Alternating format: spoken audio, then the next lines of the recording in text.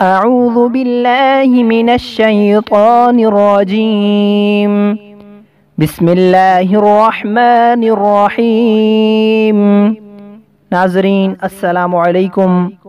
انشاءاللہ آج ہم بے اولاد حضرات کے لیے بہت ہی پیارا وظیفہ لے کر آئے ہیں۔ جس شخص کو اولاد کی طرف سے مایوسی ہو وہ ہر نماز کے بعد 3 مرتبہ یہ آیت پڑھا کرے، انشاءاللہ صاحب اولاد ہوگا۔ یہ دعا زکریا علیہ السلام کی ہے۔ ان کو جب اولاد کی طرف سے مایوسی ہو گئی تھی تو انہیں اس دعا کی بدولت فرزند عطا ہوا تھا۔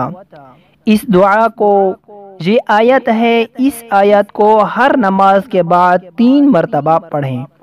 آیت یہ ہے، بسم اللہ الرحمن الرحیم، ربی لا تذرنی فردا وانت خیر الوارثین، ربی لا تذرنی فردا وانت خیر الوارثین،